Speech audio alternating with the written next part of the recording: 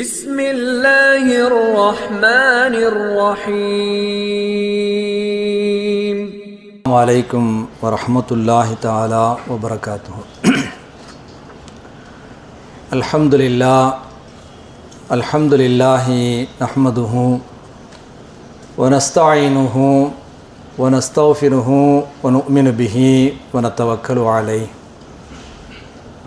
ونعوذ بالله من شرور أنفسنا ومن سيئات أعمالنا.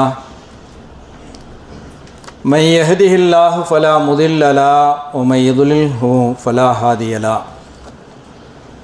أشهد أن لا إله إلا الله وحده لا شريك له وأشهد أن محمدا عبده ورسوله صلى الله عليه وسلم.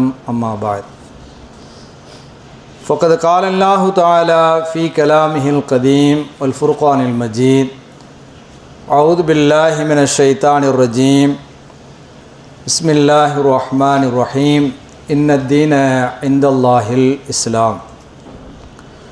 صدق الله العلي العظيم وصدق رسوله النبي الكريم ونحن على ذلك من الشاهدين والشاكرين والحمد لله رب العالمين. மரியாதைக்குரிய இஸ்லாமிய பெரியோர்களே, கண்ணியத்திற்குரிய எல்லாம் அல்ல அல்லாஹு ஜல்லஷானு வ தஆலாவின் நல்லடியார்களே, அன்பிற்கினிய தாய்மார்களே, சகோதரிகளே, மாணவ கண்மணிகளே, அப்துல்லாஹ் இப்னு உமர் ரலியல்லாஹு தஆலா அன்ஹு அவர்களை பற்றி நீங்கள் எல்லாம் கேள்விப்பட்டிருப்பீர்கள். உமர் ரலியல்லாஹு தஆலா அவர்களுடைய மகன். நபி ஸல்லல்லாஹு அலைஹி வஸல்லம் வஃபாத்துக்கு பின்னாடி, தன்னுடைய தந்தை உமர் ரலியல்லாஹுடைய அந்த வஃபாத்துக்கு பின்னாடி இந்த அப்துல்லாஹ் இப்னு உமர் ரலியல்லாஹு தஆலா அவர்கள் வாழக்கூடிய ஒரு காலகட்டத்தினிலே அவர்கள் சொன்ன ஒரு செய்தி, அன்றைய தினத்தினிலே, அதாவது ரசூல் ஸல்லல்லாஹு அலைஹி வஸல்லம் அந்த காலத்தை அவர் குறிப்பிடுகிறார். அன்றைய தினத்தினிலே பணத்தை விட மனிதன் இதே போல அவனுடைய உறவு பெரிதாக கருதப்பட்டது. பணங்காசுகளை விட, செல்வங்களை விட மனிதனும் அந்த மனிதனுடைய உறவும் பெரிதாக கருதப்பட்டது, பெரிதாக மதிக்கப்பட்டான். ஆனால் இன்றைக்கு நாங்கள் வாழ்ந்து கொண்டிருக்கக்கூடிய இந்த காலகட்டத்தினிலே மனிதனை விட பணம் பெரிதாக கருதப்படுகிறது என்கிற ஒரு வார்த்தையை அப்துல்லாஹ் இப்னு உமர் ரலியல்லாஹு தஆலா அவர்கள் குறிப்பிட்டு காட்டுகிறார்கள். இது என்ன ஒரு பெரிய விஷயமா என்று நீங்கள் கேட்கலாம். அதாவது நாம் சிந்தித்து பார்க்க வேண்டும். நபி ஸல்லல்லாஹு அலைஹி வஸல்லம் இந்த தலைமுறை, சஹாபாக்களுடைய தலைமுறையும் சிறந்த தலைமுறை, அதுக்கு அடுத்த அந்த தலைமுறையும் மிகச்சிறந்த ஒரு தலைமுறை. ஆனால் அந்த மிகச்சிறந்த தலைமுறையிலே வாழ்ந்த அப்துல்லாஹ் இப்னு உமர் ரலியல்லாஹு தஆலா அவர்கள் அப்படி சொல்லியிருக்கிறார்கள் என்று சொன்னால், அன்றைய காலகட்டத்தினிலேயே அப்படியான ஒரு நிலை ஏற்பட்டிருக்கிறது என்று சொன்னால், நாம் வாழக்கூடிய இந்த காலகட்டத்தினிலே எப்படியான ஒரு சூழல் இருக்கும் என்பதை நாம் எண்ணி பார்க்க கடமைப்பட்டிருக்கிறோம். எனவே இந்த மனித உறவு சம்பந்தமாக அவ்வப்போது நாம் ஒருவருக்கொருவர் பரஸ்பரம் பரிமாறிக்கொள்ள வேண்டிய ஒரு காலகட்டத்திலே நாம் வாழ்ந்து கொண்டிருக்கிறோம். அந்த வகையில் தான் கடந்த முந்தைய மாதங்களிலே நம்மை பெற்று வளர்த்து ஆளாக்கிய அந்த பெற்றோருடைய உறவை நாம் எவ்வாறு பேண வேண்டும் என்கிற வகையிலே சில செய்திகள் உங்களுக்கு முன்னால் பரிமாறப்பட்டது. இன்றைய தினத்திலே அதே மனித உறவிலே நமக்கு பக்கத்திலே வாழக்கூடிய அண்டை அயலார் இருக்கிறாங்களா இல்லையா, அந்த அயலாருடைய விஷயத்திலே நாம் எவ்வாறு நடந்து கொள்ள வேண்டும் என்கிற விஷயத்தை இந்த ஜும்மாவிலே நாம் எண்ணி பார்க்க கடமைப்பட்டிருக்கிறோம். பொதுவாக இன்றைய சூழ்நிலையிலே இந்த அயலான் உறவு எப்படி இருக்கிறது என்று நாம் முதல் கட்டமாக தெரிந்து கொள்ள வேண்டும். நகர்ப்புறத்தை நாம் எடுத்துக்கொண்டோம் என்று சொன்னால் அங்கே படித்தவர்கள் நிறைய இருக்கிறார்கள். அவ்வாறு அந்த படித்தவர்களுக்கு பலரும் அறிமுகமாக இருக்கிறார்கள், நிறைய பேர் அறிமுகமாக இருக்கிறார்கள். எங்கேயோ இருக்கக்கூடிய ஆட்கள் எல்லாம் அவர்களுக்கு அறிமுகமாக இருக்கிறார்கள். ஆனால் அவருக்கு நமக்கு பக்கத்திலே அண்டை விட்டார் யார் இருக்கிறார் என்கிற விஷயம் தெரியாமல் இருக்கிறது. இது நகர்ப்புறத்தினுடைய ஒரு நிலையாக இருக்கிறது. அதே சமயத்தினாலே எங்களை போன்ற அந்த கிராமப்புறத்திலே உள்ள அந்த அயலான் உறவு, அண்டை உறவை நாம் யோசித்து பார்க்கிற பொழுது எப்போது பார்த்தாலும் அது சண்டை உறவாகத்தான் இருக்கிறது. அதாவது இதற்குத்தான் சண்டை போட வேண்டும் என்ற விவஸ்தை இல்லாத அளவுக்கு சின்ன சின்ன பிரச்சனைகளுக்கெல்லாம் சண்டை போட்டு கொண்டிருக்கக்கூடிய ஒரு காட்சியை கிராமப்புறத்திலே என்ன செய்கிறோம், நம்ம பார்க்கிறோம். நகர்ப்புறத்திலே வாழக்கூடியவர்கள் அண்டை வீட்டாரை பற்றி அறிமுகமே இல்லாமல் இருக்கிறார்கள். கிராமப்புறத்தை பொறுத்த அளவில் எப்போது பார்த்தாலும் அவர்களோடு சண்டையிட்டு கொண்டிருக்கக்கூடிய ஒரு காட்சியை நாம் பார்த்து கொண்டிருக்கிறோம். அப்படியான ஒரு காலகட்டத்திலே நாம் வாழ்ந்து கொண்டிருக்கிறோம். இன்றைக்கு விஞ்ஞானம் வளர்ச்சி அடைந்திருக்கிறது. ஆனால் மனித உறவு ரொம்ப வீழ்ச்சி அடைந்திருக்கக்கூடிய ஒரு காலகட்டத்திலே நாம் வாழ்ந்து கொண்டிருக்கிறோம். உலகமயமாக்கல் என்பதாக சொல்கிறார்கள். இதே போல உலகம் எங்களுடைய உள்ளங்கையிலே வந்துவிட்டது என்பதாக பெருமை அடித்துக் கொண்டிருக்கிறார்கள். இந்த குளோபல் வில்லேஜ் என்கிற வகையிலே பிரபஞ்சமே ஒரு கிராமமாக சுருங்கிவிட்டது என்பதாக சொல்லி காட்டுகிறார்கள்.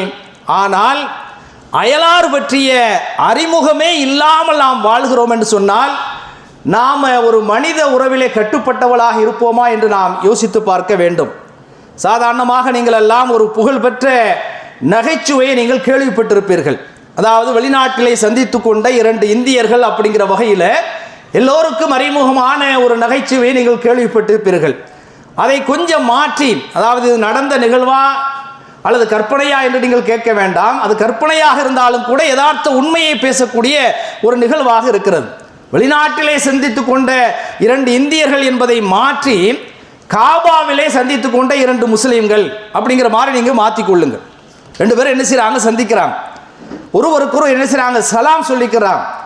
சலாம் சொன்னதுக்கு பின்னாடி எந்த நாடு அப்படின்னு சொல்லி கேட்குறாங்க. அவர் என்ன செய்கிறாருன்னு சொன்னால் நான் இந்திய நாடு அப்படின்னு அவர் பதில் சொல்கிறார். இந்தியாவில் எந்த மாநிலம்? நான் தமிழ் மாநிலம், தமிழ்நாட்டில் வசிக்கிறேன். சரி, அந்த தமிழ்நாட்டில் நீ எங்கப்பா இருக்கிற, எந்த ஊருன்னு சொல்லி கேட்குற சமயத்தில் நான் மதுரையில் இருக்கிறேன். மதுரையா? அந்த மதுரையில் எந்த ஏரியாவில் நீ இருக்கிற அப்படின்னு சொல்லி கேட்குற சமயத்தினால இந்த மாதிரி காவேரி நகர் பைத்துல் முகத்தஸினுடைய அந்த மஹல்லாவில் இருக்கிறேன். அப்படியா? எந்த பிளாக்கில் நீ வசிக்கிற அப்படின்னு சொல்லி கேட்குற சமயத்தில் பிளாக்கு 7 8 எடுக்கிறாரு. அவர் சொல்கிறார். எந்த ஃப்ளோரில் நீ வசிக்கிற அப்படின்னு சொல்லி கேட்குற சமயத்தில் 7வது மாடியில். அப்படியா? ரொம்ப நெருங்கி வந்துட்டே. எந்த வீட்டு நம்பர் என்னன்னு சொல்லி கேட்குற சமயத்தில் என்னுடைய வீட்டு நம்பர் 148. அப்போ அவர் சொல்கிறாரு நான் 147 தான் இருக்கேன், என்ன செய்கிறேன், அந்த நம்பரில் தான் நான் வசிக்கிறேன். இதுவரைக்கும் நம்ம சந்திக்கிறாம எங்கே போய் சந்திக்கிறாங்க? அங்கே காபத்துல்லாவில் போய் சந்திக்கக்கூடிய ஒரு சூழல் இருக்கிறது. பக்கத்து வீட்டுக்காரர் யார் என்கிற விஷயம் தெரியாத அளவுக்கு இருக்கக்கூடிய ஒரு காலகட்டத்தில் நாம் வாழ்ந்து கொண்டிருக்கிறோம். இந்த நிலையில் குர்ஆனை நாம் எடுத்து பார்க்கிற பொழுது, சுன்னாவை நாம் எடுத்து பார்க்கிற பொழுது இந்த அயலார் சம்பந்தப்பட்ட வகையிலேயே பல்வேறு வசனங்கள், இதே போல நிறைய நபிமொழிகள், வெறுமனே பொத்தாம் பொதுவாக சொல்லக்கூடிய நபிமொழிகள் கிடையாது. அதை முழுவதுமாக ஆய்வு செய்த வகையிலே சொல்லப்பட்ட ஹதீஸ்களை நாம் எடுத்து பார்த்தோம் என்று சொன்னால் இந்த மனித உறவை இஸ்லாம் எந்த அளவுக்கு சிலாகித்து பேசியிருக்கிறது என்கிற விஷயத்தை நாம் எண்ணி பார்க்க கடமைப்பட்டிருக்கிறோம். முதலாவதாக குர்ஆனில் இருக்கக்கூடிய இந்த அயலார் சம்பந்தப்பட்ட ஒரு முக்கியமான வசனத்தை நாம் பார்ப்போம். அல்லாஹ் சொல்லி காட்டுகிறான், வஅபுதில்லாஹ வலா துஷ்ரிகு பில்லாஹி ஷையா. நீங்கள் இந்த உலகத்தில் இபாதத்து அடிபணிவதாக இருந்தது என்று சொன்னால் அல்லாஹ்வுக்கு மட்டும்தான் அடிபணியுங்கள், வேறு யாருக்கும் என்ன செய்யாதீர்கள், அடிபணியாதீர்கள். அந்த அல்லாஹ்வுக்கு எந்த ஒரு பொருளையும் எந்த ஒரு மனிதனையும் நீங்கள் என்ன செய்யாதீர்கள், இணை வைக்காதீர்கள். அடுத்து அல்லாஹ் சொல்லி காட்டுகிறான், ஒபில் வாலிதைனி இஹ்சானா, பெற்றோருக்கு நீங்கள் நன்மை செய்யுங்கள். ஒபிதில் குர்பா, உறவினர்களுக்கு நன்மை செய்யுங்கள். ஒல் யதாமா, தாயும் தந்தையும் இல்லாமல் இந்த உலகத்திலே தவிக்கக்கூடிய அனாதை குழந்தைகளுக்கு நீங்கள் என்ன செய்யுங்கள், நன்மை செய்யுங்கள். ஒல் மசாக்கீன், ஏழை எளிய மக்களுக்கு நீங்கள் என்ன செய்யுங்கள், நன்மை செய்யுங்கள். ஒல் ஜாரிதில் குர்பா, சொந்த உறவில் இருக்கக்கூடிய அண்டை அயலார் இருக்கிறாங்களா இல்லையா, அவர்களுக்கும் நீங்கள் நன்மை செய்யுங்கள். ஒல் ஜாரில் ஜுனுபீன், கொஞ்சம் தூரத்தில் இருக்கக்கூடிய அந்த உறவுகளிடத்திலும் என்ன செய்யுங்கள், அந்த அண்டை விட்டாரிடத்திலும் நீங்கள் என்ன செய்யுங்கள், நல்லபடியாக நடங்கள். ஓ சாஹிபில் ஜம்பீன், உங்களோடு பயணித்து வரக்கூடிய அந்த பயணிகள் இருக்கிறாங்களா இல்லையா, அவங்கள்ட்டையும் நினைச்சீங்க நீங்க நன்மை செய்ய நல்லபடியாக நடந்து கொள்ளுங்கள். ஓபனி சபீலின், வழிபோக்கர்கள், அதாவது நாம பார்க்காத வகையில் இருக்கக்கூடிய இந்த வழிபோக்கர்கள் இருக்கிறாங்களா இல்லையா, அவங்களிடத்துல என்ன செய்யுங்க நீங்க நல்லபடியாக நடந்து கொள்ளுங்கள். ஒமா மலக்கத்து ஐமானுக்கும், உங்களுடைய வழக்கரம் எதை சொந்தமாக்கி கொண்டதோ, அதாவது அடிமைகள், இப்போதுள்ள சூழ்நிலையில் நாம் வேலைக்காரர்களை சொல்லி காட்டலாம், இவர்களிடத்திலாம் நீங்கள் நல்லபடியாக நடந்து கொள்ளுங்கள், நன்மை செய்யுங்கள் என்பதாக அல்லாஹு ஜல்ல ஷானு வ தஆலா அல் குர்ஆன் ஷரீஃபிலே சூரத்து நிசாவிலே 36வது வசனமாக சொல்லி காட்டுகிறார். இந்த வசனத்தில் ஒரு 10 செய்தி அல்லாஹ் சொல்லி காட்டுகிறான். அதில் முதலாவது செய்தி அல்லாஹ்வுக்கு வழிபடுவது, இணை வைக்காமல் இருப்பது. இது முதல் செய்தி. அடுத்ததாக பின்வரக்கூடிய 9 நபர்களுக்கு நீங்கள் என்ன செய்யணும், உபகாரம் செய்யணும், நன்மை செய்யணும். அப்படிங்கிற வகையில் பெற்றோரை அல்லாஹ் குறிப்பிடுகிறான், உறவினர்களை குறிப்பிடுகிறான், அனாதைகளை குறிப்பிடுகிறான், ஏழைகளை குறிப்பிடுகிறான், நெருங்கிய அயலாரை குறிப்பிடுகிறான், தூரமாக இருக்கக்கூடிய அயலாரை குறிப்பிடுகிறான், பயண தோழர்களை அல்லாஹ் குறிப்பிடுகிறான், நாடோடிகளாக இருக்கக்கூடிய வழிபோக்கர்களை அல்லாஹ் குறிப்பிடுகிறான். இதே போல அடிமைகள், பணியாளர்களை, வேலைக்காரர்களை அல்லாஹ் என்ன செய்கிறான், குறிப்பிட்டு காட்டுகிறான். இந்த 9 நபர்களிலே 5ஆவதாக 6ஆவதாக இருக்கக்கூடிய அந்த அயலார் சம்பந்தப்பட்ட செய்திகளை நாம் கொஞ்சம் எண்ணி பார்க்க கடமைப்பட்டிருக்கிறோம். இந்த வசனத்தில் குறிப்பிட்டிருக்கக்கூடிய அந்த அயலார் சம்பந்தமாக மௌலானா மௌதூதியை பற்றி நீங்களாம் கேள்விப்பட்டிருப்பீர்கள். அவர் சொல்லி காட்டுகிறார், இந்த அயலார் அப்படின்னு சொன்னால் நமக்கு பக்கத்தில் இருக்கக்கூடிய அண்டை வீட்டார் மாத்திரம் வரமாட்டாங்க. யாரெல்லாம் வருவாங்கன்னு சொல்லி அவங்க ஒரு பட்டியல் போடுறாங்க. அருகில் அமர்ந்துள்ள ஒரு பயண தோழர், ஒரு பஸ்ஸில் போகிறோம், ட்ரெயினில் போகிறோம் அல்லது ஃப்ளைட்டில் போகிறோம், நம்ம பக்கத்தில் உட்கார்ந்து இருக்கிறாரா இல்லையா, அந்த தோழரும் இந்த அண்டையாளருடைய லிஸ்ட்டில் என்ன செய்வார், அவர் வருவார். நீண்ட தூர பயணம் கிடையாது, ஒரு சின்ன அளவில் இருக்கக்கூடிய பயணமாக இருந்தாலும் அந்த பயண தோழரை என்ன செய்கிறார், அண்டை அயலாருடைய லிஸ்ட்டில் வருகிறார். எங்காவது எப்போதாவது நம்முடன் சிறிது நேரம் உட்கார்ந்திருந்தாலும் கூட அவரும் என்ன செய்கிறார், அந்த அண்டை அயலாருடைய லிஸ்ட்டில் வருகிறார். உதாரணமாக நம்ம கடை தெருக்கு போகிறோம், அதே பாதையில் நடந்து வரக்கூடிய இன்னொருவர் நமக்கு பக்கத்தில் நடந்து வருகிறார், அவரும் எந்த லிஸ்ட்டில் வருகிறார், இந்த அண்டை அயலாருடைய லிஸ்ட்டில் வருகிறார். அது மாத்திரமல்லாமல் கடையில் நாம் நிற்கிற சமயத்தினால நமக்கு பக்கத்தில் இருக்கக்கூடிய இன்னொரு வாடிக்கையாளர் இருக்கிறாரா இல்லையா, அவரும் கூட இந்த அண்டை அயலாருடைய லிஸ்ட்டில் வருகிறார் என்பதாக மௌலானா மௌதூதி அவர்கள் ஒரு வித்தியாசமான விளக்கத்தை என்ன செய்கிறார்கள், சொல்லி காட்டுகிறார்கள். இதே போல நீங்கள் சையது சுலைமான் நதுவி அவர்கள் தாங்கள் எழுதிய அந்த சீரத்து நபவியிலே ஒரு செய்தியை சொல்லி காட்டுகிறார். மதரசாவில் இதே போல ஸ்கூலில் காலேஜில் ஒன்றாக படிக்கிறாங்களா இல்லையா, இவர்களும் அந்த அண்டை அயலாருடைய லிஸ்ட்டில் என்ன செய்கிறார்கள், வருகிறார்கள். 2 மாணவர்களும் ஒன்றா படிக்கிறாங்க, ஒரே கிளாஸ்மேட்டாக இருக்கிறாங்க, ஒரே ரூம்மேட்டாக இருக்கிறாங்க, அவங்களும் இந்த அண்டை அயலாருடைய லிஸ்ட்டில் என்ன செய்கிறார், வந்து விடுகிறார்கள். ஒரு கம்பெனியில் என்ன செய்கிறாங்க, 2 பேர் சேர்ந்து பணிபுரிகிறார்கள், 2 பணியாளர்கள், அவர்கள் என்ன செய்யறாங்க, அவங்களுக்கு மத்தியில் பிரச்சனை வருமா இல்லையா, அவங்களும் அந்த நிலையில் பார்க்கிற சமயத்தில் அண்டை அயலாருடைய லிஸ்ட்டில் வருகிறார்கள். இதே போல ஒரு கடையில் வேலை பார்க்கக்கூடிய 2 கடைநிலை ஊழியர்கள் கூட இந்த அண்டை அயலாருடைய லிஸ்ட்டில் வந்து விடுகிறார்கள்.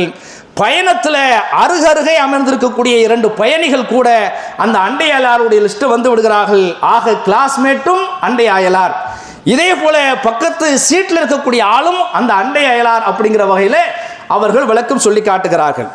இப்போ அடுத்ததாக நாம் தெரிந்து கொள்ளக்கூடிய ஒரு விஷயம், இஸ்லாம் ஒரு அற்புதமான ஒரு மார்க்கம். இந்த அண்டை அயலாரை ஒரு 3 வகையாக பிரிக்கிறது. நம்ம நிறைய கேட்டிருக்கிறோங்க, எல்லாம் கேட்காத விஷயத்தால் நம்ம பேசலை. ரஹ்மத்துல்லாஹி ஏதோ புதுசாக நமக்கு சொல்கிறாங்க நீங்கள் நினைக்கக்கூடாது, எல்லாமே கேட்டிருக்கிறோம். அந்த கேட்ட அந்த விஷயங்கள் நம்முடைய ஆழ் மனதில் பதிந்து அது நம்முடைய செயல்பாட்டில் வெளிப்படாத காரணத்தினால் ஒரு வகையில் திரும்ப திரும்ப ஒரு நினைவூட்டலாகத்தான் சொல்லப்படுகிறது.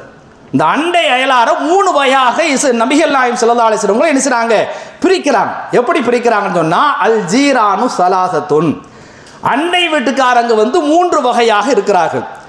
ஜாருல்லஹு ஹக்குன் வாஹித், ஒரு அண்டை அயலார் அவருக்கு ஒரே ஒரு உரிமை மாத்திரம் இருக்கிறது, ஒரே ஒரு உரிமை மாத்திரம் இருக்கிறது. வஹுவா அதுனல் ஜீரானி ஹக்கா, இவர் தான் ஆக தாழ்ந்த நிலையில் இருக்கக்கூடிய ஒரு அண்டை அயலார்.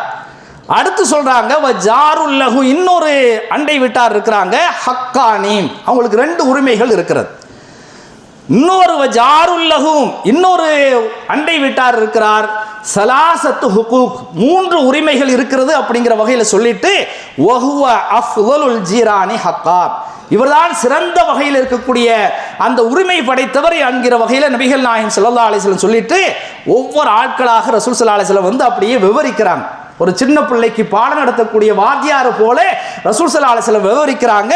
ஃபஅம்மல்லதி லஹு ஹக்குன் வாஹிதுன், ஒரே ஒரு உரிமை மாத்திரம், ஹக்கு மாத்திரம் இருக்கக்கூடிய அந்த அண்டை விட்டார் யார் என்று சொன்னால் ஃபஜாரும் முஷ்ரிக், இந்த இணை அல்லாஹ்வுக்கு இணை வைக்கக்கூடிய, இறைவனை மறுக்கக்கூடிய அந்த அண்டை வீட்டாருக்கு வந்து லா ரஹமலஹு, அவருக்கு சொந்தம் இல்லை, ஆனால் பக்கத்து வீட்டுக்காரர் ஒரு இணை வைக்கக்கூடியவராக இருக்கிறார், அவர் வந்து இறை மறுப்பாளராக இருக்கிறார், அல்லது வேறு ஏதாவது கொள்கையுடையவராக இருக்கார், இருந்தாலும் கூட லஹு ஹக்குல் ஜார், அண்டை வீட்டார் அப்படிங்கிற ஒரே ஒரு உரிமை அவருக்கு இருக்கிறது என்று நபிகள் நாயகம் ஸல்லல்லாஹு அலைஹி வஸல்லம் சொல்லி காட்டுகிறார்.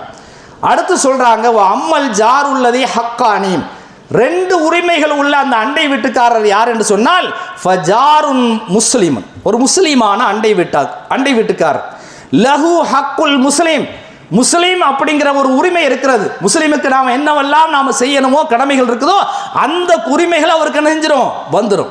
வஹக்குல் ஜவாரீன், இந்த அண்டை வீட்டுக்காரர் அப்படிங்கிற வகையில் 2 உரிமைகள் அவருக்கு இருக்கிறது என்று ரசூல் ஸல்லல்லாஹு அலைஹி வஸல்லம் சொல்றாங்க.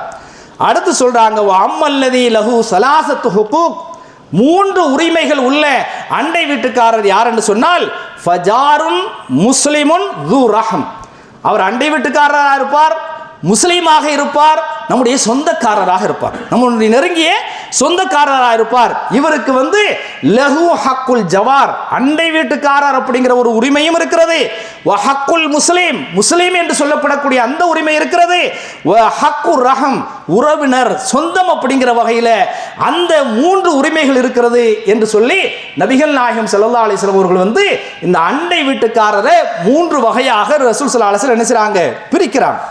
அடுத்ததாக ஒரு கேள்வி, 2-3 மாசமா நம்ம சுல்தான் பாய் வரல, அவங்களுக்கு ஒரு கேள்வி நம்ம என்ன செய்யணும், வைக்கணுமா இல்லையா? அண்டை வீடுன்னு சொன்னா நம்ம பக்கத்துல எத்தனை வீடு வரும்? இங்க இருக்கிறாரு, எங்க பக்கத்துல எல்லாம் எங்க தூரமா இருக்க மாதிரி தெரியுது, அந்த மாதிரி தெரிஞ்சு சொல்லுங்க. அண்டை வீடுன்னு சொன்னா எத்தனை வீடு?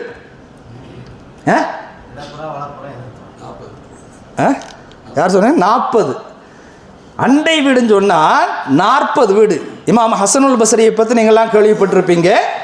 இந்த ஹதீஸ் வந்து ஒரு முர்சலான, அதாவது நபி ஸல்லல்லாஹு அலைஹி வஸல்லம் அவர்கள் வரை அந்த ஹதீஸினுடைய தொடர்பு போகாத வகையில் சஹாபிகளுடைய அடுத்த தலைமுறை இருக்கிறாங்க இல்லையா, தாபியன்கள் வரைக்கும் அந்த ஹதீஸ் போகக்கூடிய வகையில் உள்ள ஒரு ஹதீஸாக பதிவு செய்யப்பட்டிருக்கிறது. ஹசனுல் பஸ்ரி அவங்க சொல்கிறாங்க 40 வீடுகள், முன்னாடி 10, பின்னாடி 10, வலதுபுறத்தில் 10, இடதுபுறத்தில் 10, ஆக 40 வீடுகள் நம்முடைய அண்டை வீடு என்கிற வகையில் ஒரு சின்ன விளக்கத்தை எடுக்கிறாங்க. அவங்க சொல்கிறாங்க, ஒரு பெரிய பிளாக்ல இப்போ சாதாரணமாக கீழே வீடுன்னா பிரச்சனை கிடையாது, ஒரு பிளாக்ல வசிக்கிறீங்கன்னு சொன்னால் மேலே கீழே வலதுபுறத்தில் இடதுபுறத்தில் நீங்கள் வந்து கற்பனை செஞ்சுக்கிற வேண்டியது. அப்போ அத்தனை பேரும் வந்து நம்முடைய அண்டை வீட்டுக்காரர்கள்.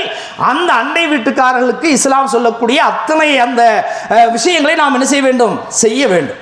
இப்போ அடுத்து ஒரு கேள்வி வரும், 40 வீட்டுக்கும் நம்ம வந்து முன்னுரிமை கொடுக்கணுமா அப்படிங்கிற வகையில் ஒரு கேள்வி வரும். இந்த கேள்வியை வந்து ரசூலுல்லாஹ்வுடைய காலத்தில் இணைஞ்சிருக்கிறாங்க, வச்சிருக்கிறாங்க. எப்படி சொல்றாங்கன்னா, ஆயிஷா ரலியல்லாஹு தஆலா அவங்க சொல்றாங்க, குல்து நான் கேட்டேன், யார ரசூலுல்லாஹ், அல்லாஹ்வுடைய திருத்தூதர் அவர்களே, இன்னலி ஜாரைனி, எனக்கு 2 பக்கத்து வீட்டுக்காரங்க இருக்கிறாங்க, ஃபைலா ஐயிஹிமா அஹதீம், யாருக்கு நான் ஏதாவது ஒரு கிஃப்ட் கொடுக்கறதான்னு சொன்னா, அன்பளிப்பு கொடுக்கறதான்னு சொன்னா யாருக்கு நான் வந்து முதலிடம் கொடுக்கிறது அப்படின்னு நினைச்சாங்க. ஆயிஷா ரலியல்லாஹு வந்து கேட்குறாங்க.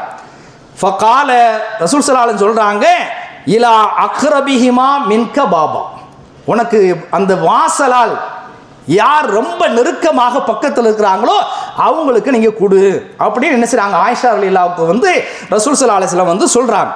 அதாவது சாதாரணமாக மனித உறவுகளில் நம்ம யாருக்கு முதலிடம் கொடுக்கணும்னு சொல்லி கடந்த வாரத்தில் நம்ம பேசுகிற சமயத்தில் பெற்றோருக்கு நம்ம சொன்னோமா இல்லையா, அதே மாதிரியான வகையில் இந்த அண்டை அயலார் 40 வீடுகள் இருந்தாலும் கூட அதில் யாருக்கு நாம் முதலிடம் கொடுக்கணும் அப்படிங்கிற வகையில் ரசூல் ஸல்லல்லாஹு அலைஹி சொல்லும் போது அந்த பக்கத்து வீட்டு வாசலால் யார் பக்கத்து வீட்டில் இருக்கிறாங்களோ அவங்களுக்கு கொடுக்க சொல்லி ரசூல் ஸல்லல்லாஹு அலைஹி சொல்கிறாங்க. இப்போ வசதி வாய்ப்பு உள்ள ஆட்களாக இருந்தால் என்று சொன்னால் முடிந்தால் அந்த 40 பேருக்கு என்ன செய்யணும், அன்பளிப்பு கொடுக்கக்கூடிய ஒரு சூழ்நிலை உருவாக்கி கொள்ள வேண்டும். ஆனால் அதே சமயத்தில் வசதி கம்மியாக இருக்கும் என்று சொன்னால் ரொம்ப நெருக்கமாகனா வலதுபுறத்தில் இருக்கிற ஆளும் நெருக்கமாக இருப்பாங்க, இடதுபுறத்தில் இருக்கிற ஆளும் என்ன செய்வாங்க, நெருக்கமாக இருப்பாங்க. இப்போ ரசூல் ஸல்லல்லாஹு அலைஹி வஸல்லம் வலதுபுறத்தை முற்படுத்தி இருக்கின்ற காரணத்தினால் ஒரே ஒரு அன்பளிப்பு தான் கொடுக்க முடியும். அப்படிங்கிற கட்டத்தில் வலதுபுறத்தில் இருக்கக்கூடிய ஆளுக்கு நாம் என்ன செய்யணும், முன்னுரிமை கொடுக்க வேண்டும். 2 பொருள் இருக்கும் என்று சொன்னால் அந்த 2 பக்கத்திலே நாம் என்ன செய்யலாம், கொடுத்து கொள்ளலாம். ஒன்று மட்டுமே இருந்தால் வலது பக்கத்திலே கொடுக்க வேண்டும் என்கிற ஒரு அந்த விளக்கத்தை நமக்கு நினைச்சார்கள் அறிவுரை பெருமக்கள் நமக்கு சொல்லி காட்டுகிறார்கள். அடுத்ததாக நாம் தெரிந்து கொள்ளக்கூடிய ஒரு விஷயம் என்னவென்று சொன்னால், எந்த ஒரு விஷயத்தையும் அதனுடைய முக்கியத்துவம் தெரிஞ்சாதான் அதில் நம்ம ஈடுபாடு கொள்ளும். அந்த ஈடுபாடு கொள்வதற்காக வேண்டி ரசூல் ஸல்லல்லாஹு அலைஹி வஸல்லம் இந்த அண்டை அயலாருடைய விஷயத்தில் நடந்து கொள்ளக்கூடிய விஷயத்தை ஏதோ ஒரு முஸ்தஹபான ஒரு விரும்பத்தக்க ஒரு காரியம் அப்படிங்கிற வகையில் ரசூல் ஸல்லல்லாஹு அலைஹி வஸல்லம் சொல்லலை. நம்மெல்லாம் கேள்விப்பட்ட ஒரு விஷயம், மன்கான யுமினு பில்லாஹி வல் யௌமில் ஆஹிர். நாமெல்லாம் அல்லாஹ்வை நம்பினவங்க, மறுமை நாளை நம்பினவங்க. இந்த 2 அடிப்படையில் தான் நம்முடைய அடித்தளமே அமைந்திருக்கிறது. நீங்கள் அல்லாஹ்வை நம்பியிருந்தால், மறுமையை நீங்கள் நம்பியிருந்தால், ஃபல் யுக்ரிம் ஜாரஹு, அவர் அண்டை வீட்டுக்காரை கண்ணியப்படுத்தட்டும், அவரை என்ன செய்யட்டும், உபசரிக்கட்டும் அப்படிங்கிற வகையில் சொல்லி காட்டிருக்கிறார்கள். இந்த வெளியீட்டு முறையை நாம் கொஞ்சம் யோசித்து பார்க்க வேண்டும். ரசூல்லா எப்படி சொல்றாங்கன்னு சொன்னா, நீ அல்லாஹ்வை நம்புறது உண்மையாக இருக்கும் என்று சொன்னால், மறுமை நாளை நம்புவது ஒரு உண்மையாக இருக்கும் என்று சொன்னால், நீ யாரை உபசரிக்க வேண்டும், கண்ணியப்படுத்த வேண்டும், அண்டை வீட்டுக்காரரை கண்ணியப்படுத்த வேண்டும். அப்போ அந்த அண்டை வீட்டுக்காரரை கண்ணியப்படுத்துவது முஸ்தகமான ஒரு விஷயம் அல்ல, ஈமானிய அம்சம். நம்முடைய உள்ளத்தினுடைய ஆழத்தில் இருக்கக்கூடிய அந்த இறை நம்பிக்கையினுடைய ஒரு அம்சமாக ரசூல் ஸல்லல்லாஹு அலைஹி வஸல்லம் சொல்றாங்க. எப்படி சொல்றாங்கன்னு சொன்னா, ஒரு சாதாரணமாக ஒரு தந்தை சொல்வாரா இல்லையா, நீ என் பிள்ளையா இருந்தா, என் பிள்ளையா உண்மையிலே எனக்கு பிறந்த ஆளா இருந்தா நீ இப்படி நடந்துக்க அப்படிங்கிற வகையில் சொல்லுவோமா இல்லையா, அதே வகையில் ரசூல் ஸல்லல்லாஹு அலைஹி வஸல்லம் சொல்றாங்க, நீ அல்லாஹ்வையும் மறுமை நாளை நம்பிய ஒரு முஸ்லீமாக இருப்பாய் என்று சொன்னால், நீ அண்டை வீட்டுக்காரரோடு என்ன செய்ய, நல்லபடியாக நடந்து கொள்ளுங்கள் என்பதாக நபிகள் நாயகம் ஸல்லல்லாஹு அலைஹி வஸல்லம் சொல்லி காட்டிருக்கிறார்கள். இதில் இந்த அல்லாஹ்வையும் மறுமையை ஏன் ரசூல் ஸல்லல்லாஹு அலைஹி வஸல்லம் கொண்டு வந்தாங்கிறதுக்கு ஒரு சின்ன விளக்கத்தை நாம் எண்ணி பார்க்க கடமைப்பட்டிருக்கிறோம். சாதாரணமாக இந்த உலகத்தில் நீங்கள் சில இடத்துல பார்த்தீங்கன்னா, இந்தியாவிலாம் கிடையாது, இப்போ இந்த சிங்கப்பூர்லாம் பார்த்தீங்கன்னா இடையிடையே அண்டை வீட்டுக்காரன் நல்லபடியாக வாழ்ந்திருப்பாங்களா இல்லையா, ரொம்ப அந்யோன்யமாக இருந்திருப்பாங்களா இல்லையா, அவங்களுக்கு ஒரு விழாவை வச்சு அதுக்கு ஒரு பரிசு, ஒரு விருது என்ன செய்வாங்கன்னா, அரசாங்க ரீதியாகவே அந்த விஷயத்தை அவர்கள் ஏற்பாடு செய்திருக்கிறார்கள். அப்போ அந்த வகையில் இந்த பரிசு கிடைக்கும், அடுத்தவங்க பாராட்டுவாங்க, இதே போல நம்மளை சிறந்த அண்டை வீட்டுக்காரங்கிற வகையில் புகழ்வாங்க அப்படிங்கிற ஒரு எண்ணத்தோடு இல்லாமல், இஹ்லாஸான எண்ணத்தோடு, அல்லாஹ் எனக்கு மறுமையில் சொல்லி இந்த உலகத்தில் சொல்லி காட்டிருக்கிறான், அயலாரோடு நீ நடந்தா என்று சொன்னால் மறுமையில் உனக்கு இந்த மாதிரியெல்லாம் கிடைக்குங்கிற வகையில் அல்லாஹ் சொல்லியிருக்கிறான்ங்கிற வகையில் இஹ்லாஸான ஒரு எண்ணத்தோடு நாம் என்ன செய்ய வேண்டும், அந்த அண்டை வீட்டுக்காரரை கவனிக்க வேண்டும். அப்படி கவனிக்கிற சமயத்தில் தான் நாம் உண்மையான மூமின்களாக ஆக முடியும் என்கிற விஷயத்தை நாம் எண்ணி பார்க்க கடமைப்பட்டிருக்கிறோம். அடுத்ததாக நாம் தெரிந்து கொள்ளக்கூடிய ஒரு விஷயம் என்னவென்று சொன்னால், நபிகள் நாயகம் ஸல்லல்லாஹு அலைஹி வஸல்லம் சொல்லி காட்டிருக்கிறார்கள், சாதாரணமாக இந்த உலகத்தில் மறுமையில் ஒரு நல்லவனா கெட்டவனா அப்படிங்கிறத நாம் செஞ்சிருக்கக்கூடிய நன்மைகள் இருக்கா இல்லையா, தீமைகள் இருக்கா இல்லையா, இதை வச்சு தான் முடிவு செய்யப்படும். ஆனால் ரசூல் ஸல்லல்லாஹு அலைஹி வஸல்லம் சொல்லி காட்டுறாங்க, அனி இப்னு மஸ்ஊத் ரலியல்லாஹு தஆலா அவர்கள் சொல்கிறாங்க, கால ரஜுலுன் நபி ஸல்லல்லாஹு அலைஹி வஸல்லம், ரசூலுல்லாஹ்ட்ட ஒரு மனிதர் கேட்குறாரு, எப்படி சொல்கிறாருன்னு சொன்னால், யா ரசூலல்லாஹ், அல்லாஹ்வுடைய திருத்தூதர் அவர்களே, கைஃபலி அன் அலம இதா அஹ்சன்து இதா அசாத்து, நான் ஒரு ஆளுக்கு நல்லது பண்ணியிருக்கிறேன் அல்லது கெட்டது பண்ணியிருக்கிறேன் அப்படிங்கிற விஷயத்தை நான் எப்படி அறிந்து கொள்வது? அதாவது அவர் கேட்கக்கூடிய விஷயம் என்ன சொன்னால், நான் நல்லவனா கெட்டவனா, இதை நான் எப்படி முடிவு பண்ணிடுறது? நான் என்னுடைய மனசாட்சிப்படி வகையில் நான் நல்லவன் தான், நான் கெட்டவன் தான் அப்படிங்கிற வகையில் எதை வச்சு முடிவு செய்கிறது அப்படின்னு சொல்லி என்ன செய்கிறாங்க, ரசூலுல்லாஹ்ட்ட ஒரு தோழர் கேட்குறார். அப்போ ஃபகால் நபி ஸல்லல்லாஹு அலைஹி வஸல்லம், ரசூல் ஸல்லல்லாஹு அலைஹி வஸல்லம் சொல்கிறாங்க, இதா சமிஅத ஜீரானக யகூலூன், உன் பக்கத்து வீட்டுக்காரங்க என்ன செய்கிறாங்க, உன்னை பற்றி சொல்கிறாங்க. எப்படி சொல்கிறாங்க, கது அஹ்சன்த, நீ அவங்ககிட்ட நல்லபடியாக நடந்துட்ட அப்படிங்கிற வகையில் அவங்க சொன்னாங்கன்னு சொன்னால், ஃபக்கது அஹ்சன்த, நீ நல்லவன்பா. அதே சமயத்தில் இதா சமயத்தை யகூலூன், அவங்க சொல்கிறாங்க, பக்கத்து வீட்டுக்காரங்க சொல்கிறாங்க, இந்த விஷயத்தை ஆண்களை விட கூடுதலாக பெண்கள் சகோதரிகள் என்ன செய்ய வேண்டும், கவனிக்க வேண்டும். அந்த பக்கத்து வீட்டுக்காரர்கள் இவன் மோசமாக நடந்தான் அப்படிங்கிற வகையில் அவங்க சொன்னாங்கன்னு சொன்னால், ஃபக்கது அசாத்த, நீ மோசம் செஞ்சுட்ட. அப்போ நல்லவன் கெட்டவன் அப்படிங்கிறது நாளைக்கு மறுமையில் அல்லாஹ் முடிவு செய்வது என்பது இருக்கிறது. ஆனால் அதே சமயத்தில் ரசூல் ஸல்லல்லாஹு அலைஹி வஸல்லம் சொல்கிறாங்க, இந்த உலகத்தில் நீ நல்லவனா கெட்டவனா அப்படிங்கிறது எதை வைத்து முடிவு செய்யப்படும்? நீ பக்கத்து வீட்டுக்காரன்ட்ட எப்படி நடந்துக்கிற அதை வச்சு தான் முடிவு செய்யப்படும் என்கிற வகையில் நபிகள் நாயகம் ஸல்லல்லாஹு அலைஹி வஸல்லம் சொல்லி காட்டிருக்கிறார்கள். இன்னும் சில அம்சங்கள் இருக்கிறது, அதை அடுத்த அமர்வில் நம்ம பார்ப்போம்.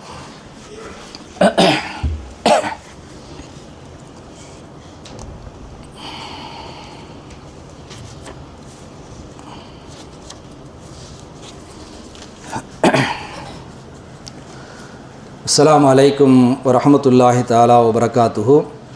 மரியாதைக்குரிய இஸ்லாமிய பெரியோர்களே, கண்ணியத்திற்குரிய எல்லாம் அல்ல அல்லாஹு ஜல்ல ஷானுவ தஆலாவின் நல்லடியார்களே, முந்தைய அமர்விலே இந்த அண்டை அயலார் சம்பந்தமான ரசூல் ஸல்லல்லாஹு அலைஹி வஸல்லம் சொல்லியிருக்கக்கூடிய சில முக்கியத்துவமான ஹதீஸுகளை நம்ம பார்த்தோம்.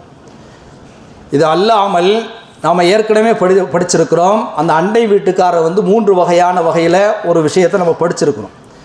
அதில் அந்த முஷ்ரிக்காக இருக்கக்கூடிய ஒரு ஆளு கூட, காஃபிர் கூட நம்முடைய அண்டை அயலாருடைய அந்த லிஸ்ட்டில் விடுகிறார் என்கிற விஷயத்தை நம்ம பார்த்தோம்.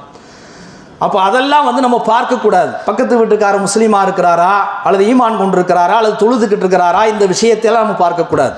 அது தனிப்பட்ட வகையில் உள்ள ஒரு விஷயம். யாராக இருந்தாலும் அவரை என்ன செய்ய வேண்டும்?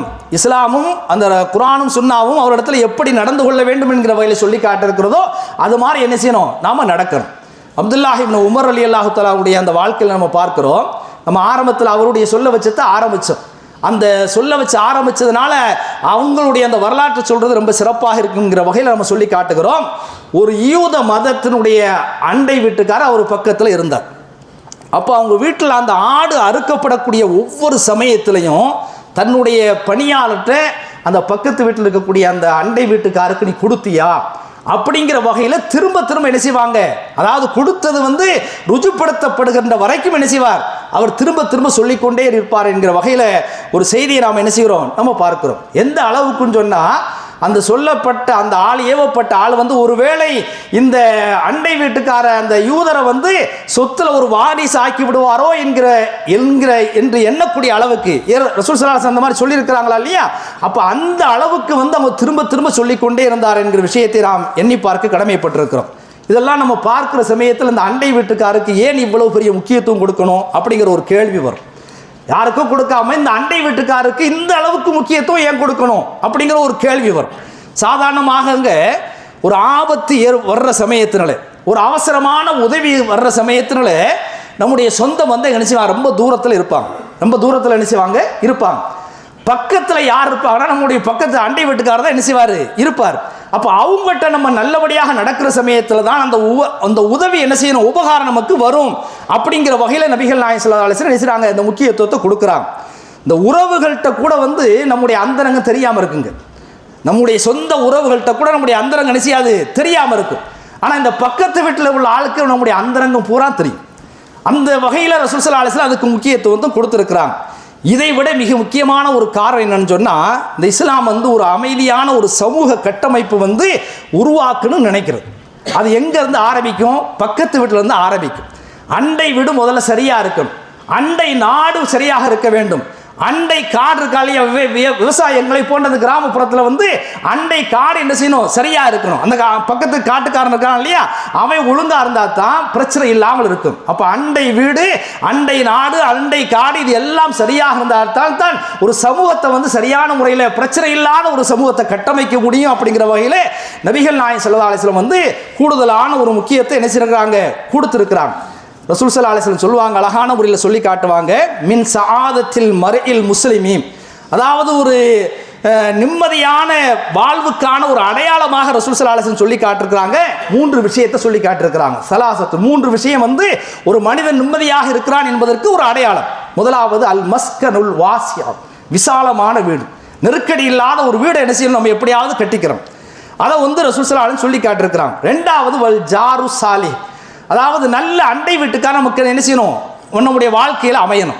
3வதாக வல் மர்கபுல் ஹனி, முரண்டு பண்ணாத வாகனம். ரசூலுல்லாஹ்வுடைய காலத்தில் என்ன இருந்துச்சு? எல்லாமே ஒட்டகம், இதே போல் குதிரைகள் தான் இருந்துச்சு. அப்போ அந்த முரண்டு பண்ணாத அந்த வாகனம், பக்கத்தில் இருக்கக்கூடிய நல்ல அண்டை வீட்டுக்காரர், விசாலமாடு, நெருக்கடி இல்லாத வீடு, இந்த மூன்றும் ஒரு மனிதனுக்கு அமைந்து விட்டது என்று சொன்னால் அதுதான் அவனுடைய நிம்மதியான வாழ்வுக்கு அடையாளம் என்று நபிகள் நாயகம் ஸல்லல்லாஹு அலைஹி வஸல்லம் சொல்லி காட்டிருக்கிறார்கள். இந்த இடத்துல அந்த விசாலமாடு வீடு என்பதற்கு என்னுடைய ஹஸரத் அவர்கள் ஒரு அழகான விஷயத்தை சொல்லி காட்டுவாங்க. விசாலமாடு வீடுன்னு சொன்னால் நீங்கள் பெரிய அரண்மனை பங்களா அப்படின்னு நினைக்காதீங்க. அங்கே உள்ள வீட்டில் இருக்கக்கூடிய ஆட்கள் இருக்கிறாங்களா இல்லையா, அவங்களுடைய உள்ளம் வந்து விசாலமாக இருக்கும். அவங்களுடைய உள்ள வந்து பரந்த மனப்பான்மையாக இருக்கும். நிறைய வீட்டில் நீங்கள் பார்த்தீங்கன்னா பெரிய வீடாக இருக்கும், பெரிய பங்களாவாக இருக்கும். அங்கே வசிக்கக்கூடிய ஆட்களுடைய உள்ளம் சுருகி இருக்கும். அப்போ அங்கே பிரச்சனை அதிகமாக இருக்கும். ஆனால் ஒரு 10க்கு 10 தான் வீடு இருக்கும்.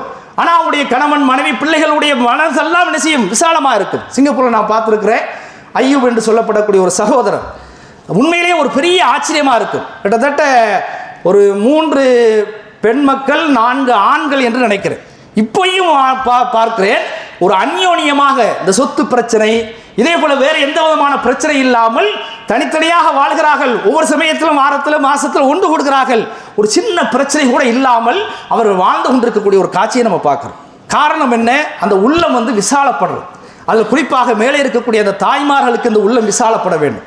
அப்படி விசாலமாக இருந்தது என்று சொன்னால் வீட்டில் எந்த பிரச்சனையும் வராது. அந்த வகையில் நாம் எண்ணி பார்க்க கடமைப்பட்டிருக்கிறோம். இந்த முரண்டு பண்ணாத வாகனம் அப்படிங்கிற வகையில் நாம் பார்க்கிற சமயத்தினாலே நாம் பயணிக்கக்கூடிய அந்த வாகனம் மட்டுமல்ல, நம்மோடு சேர்ந்து பயணிக்கிற மனைவி மக்கள் அத்தனை பேரும் என்ன செய்யணும், முரண்டு பண்ணாமல் இருந்தால் என்று சொன்னால் எந்த பிரச்சனையும் கிடையாது. ஆக அந்த வகையில் இந்த ஜும்மாவுடைய அந்த நிலையில் அந்த அண்டை வீட்டார் சம்பந்தமான குர்ஆனுடைய வசனம், அதனுடைய முக்கியத்துவத்தை நாம் என்ன செய்கிறோம், நம்ம படிச்சிருக்கிறோம். இது ஒரு நீண்ட வகையில் பேசப்படக்கூடிய ஒரு அம்சம். ஏற்கனவே நம்ம பெற்றோருடைய அந்த விஷயத்தை பற்றி பேசுகிற சமயத்தில் முதல் ஜும்மாவில் என்ன செஞ்சோம், அதனோட முக்கியத்துவத்தை பேசிட்டு அந்த பெற்றோரிடத்தில் எப்படி நடக்கணும் நடக்கக்கூடாது அப்படிங்கிற வகையில் அடுத்த வாரத்தில் நம்ம பேசணுமா இல்லையா. இதே போல இந்த அண்டை வீட்டுக்காரத்தில் நாம் எப்படி நடக்க வேண்டும், எப்படி நடக்கக்கூடாது அப்படிங்கிற விஷயத்தை இன்ஷா அல்லாஹ் அடுத்த மாதம் நாம் பார்ப்போம். நாம் இன்றைக்கு எதை கேட்டோமோ எதை சொன்னோமோ அதன்படி நடப்பதற்குண்டான தௌஃபீக்கை எல்லாம் அல்லாஹ் ஜல்ல ஷானஹு வ தஆலா உங்களுக்கு எனக்கும் தந்தல் புரிவானாக. வாஹிர் தஅவானா அல்ஹம்துலில்லாஹி ரப்பில் ஆலமீன். அஸ்ஸலாமு அலைக்கும்.